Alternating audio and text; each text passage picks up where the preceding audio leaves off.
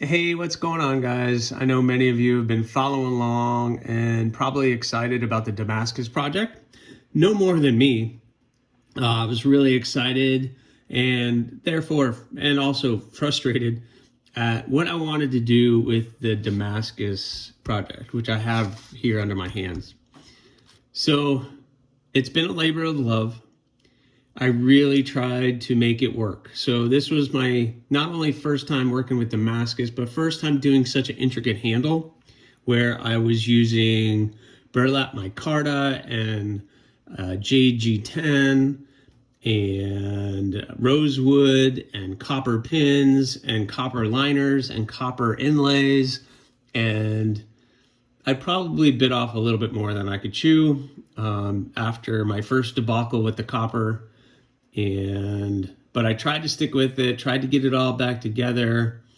And well, I'm not really happy with the way that it turned out. So I've been hand sanding this for about a day and a half, trying to figure out how I can fix it. And if any of you know how to fix it, please leave a comment, reach out, let me know. But all right, the big reveal. This is not done. This is not completed, but this is just where I am at right now. So this is where we are. I'll start on the worst side. So yeah, I don't really know what happened.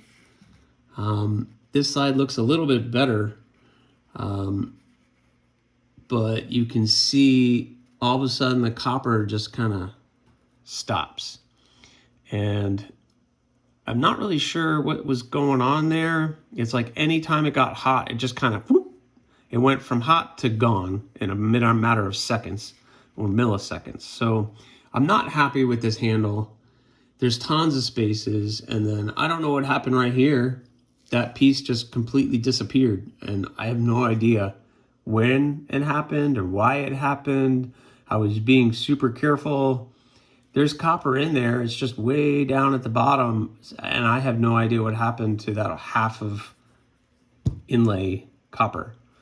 So this is why I said I'm going to keep this knife, because I had a feeling this handle was not going to be up to the standards by which I'm going to sell.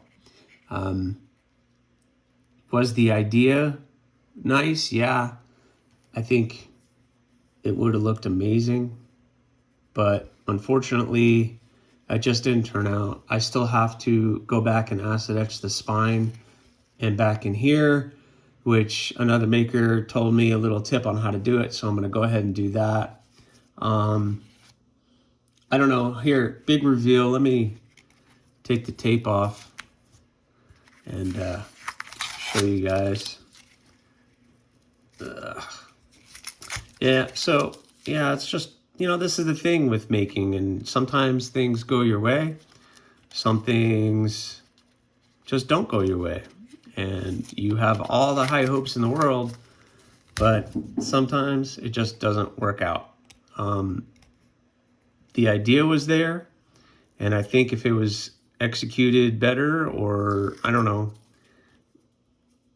about executed being the right word there, but if maybe I knew, maybe I prepared ahead of time, maybe I just didn't use the copper inlays and used something else, maybe it would have worked out a little bit better. But there is somewhat of the knife. Obviously, I am not done with this. This is a ongoing project.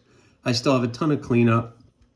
I'm going to try to oil the handle and get that a little bit more shiny, work on the polishing on this, go back and acid etch the spine, and try to clean up this area, which always happens when you put on a handle.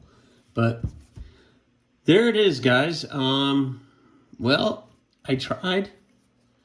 It is super comfortable in the hand. It's a little heavy, I think, with all the materials that I used and the copper and everything else, but it is comfortable in the hand. 4-finger grip. That harpoon is right where your thumb needs to be. So it's a great little knife. I was just hoping this handle would have turned out a little bit better. So if any of you are makers and you have any tips, let me know. Check me out on Instagram at AriesEDC. Please subscribe, throw me a like or not. That choice is yours.